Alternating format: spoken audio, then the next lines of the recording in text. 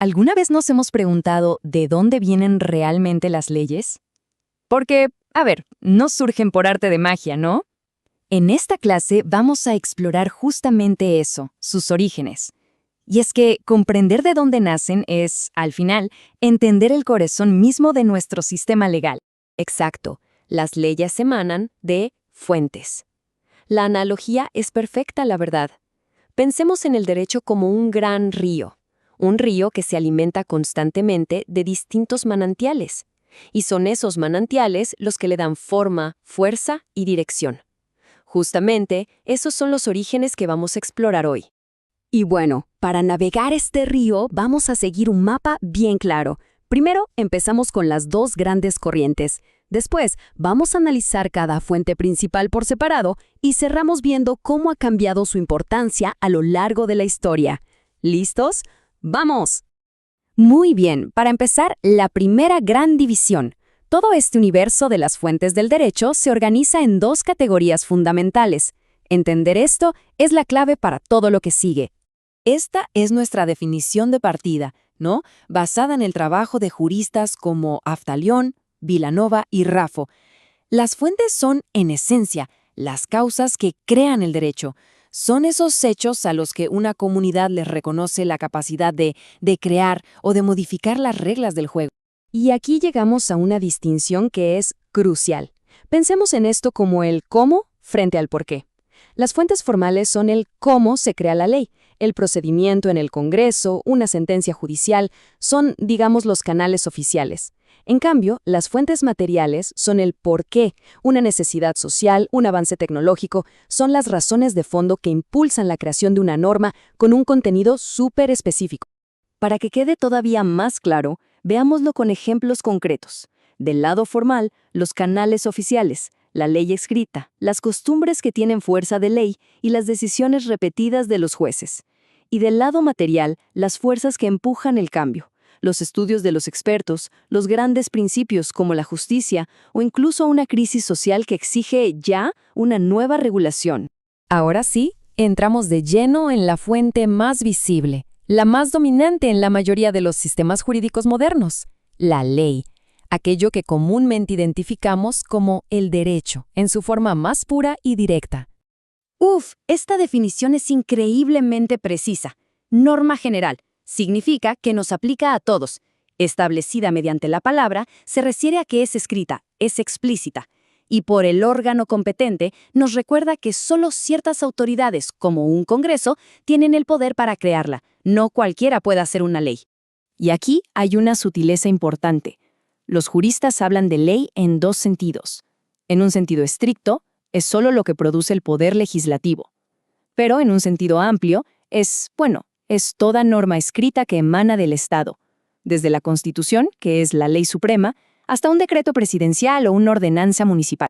Ok, dejemos por un momento la ley escrita y pasemos a dos fuentes que son fascinantes. No nacen de un texto, sino de la acción repetida y de la interpretación de los jueces. Es el derecho que emerge, literalmente, del hacer. A ver, para que una simple práctica social se convierta en costumbre jurídica, necesita dos ingredientes esenciales. Primero, el elemento material, que mucha gente haga lo mismo, de forma constante por mucho tiempo.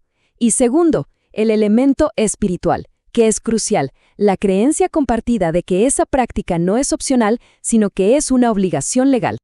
Y esta es la pregunta del millón.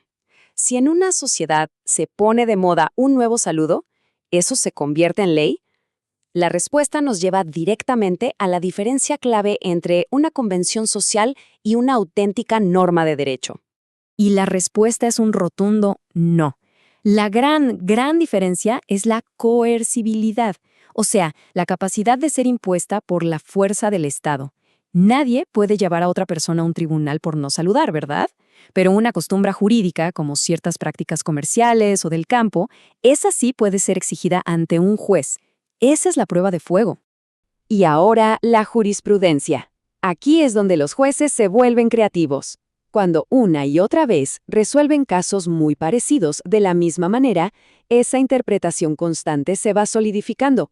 Con el tiempo, se convierte en una especie de norma no escrita que otros jueces van a seguir, adaptando leyes a veces viejas a problemas totalmente nuevos. Y esto es increíblemente valioso. Una jurisprudencia estable, como señala el jurista Abelardo Torré, nos da justicia porque trata a todos por igual, nos da seguridad porque permite anticipar el resultado legal de nuestros actos. Y claro, también hace el trabajo de los jueces más eficiente.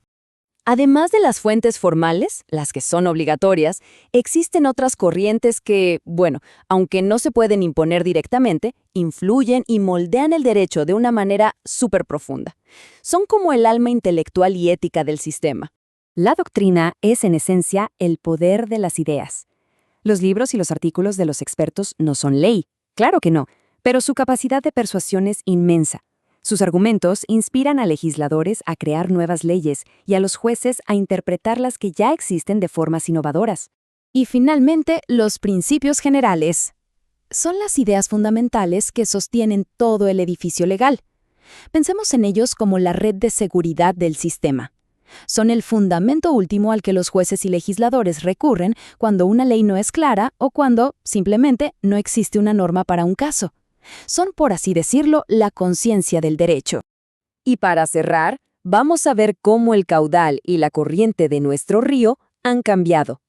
La importancia de cada una de estas fuentes no ha sido para nada estática. Ha evolucionado dramáticamente con la historia de nuestras sociedades.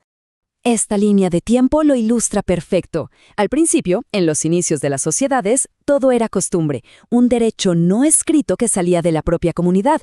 Conforme todo se hizo más complejo, surgió la jurisprudencia de los jueces para interpretar esas costumbres. Y finalmente, con el Estado moderno, la ley escrita se impuso como la fuente principal, buscando orden, claridad y certeza para todos. Entonces, el punto crucial que debemos llevarnos es este. No hay que ver las fuentes como cajas separadas. Son un ecosistema que dialoga constantemente. La costumbre puede inspirar una ley. La jurisprudencia interpreta esa ley. La doctrina la critica y propone mejoras. Y todo el sistema, al final, descansa sobre los principios generales.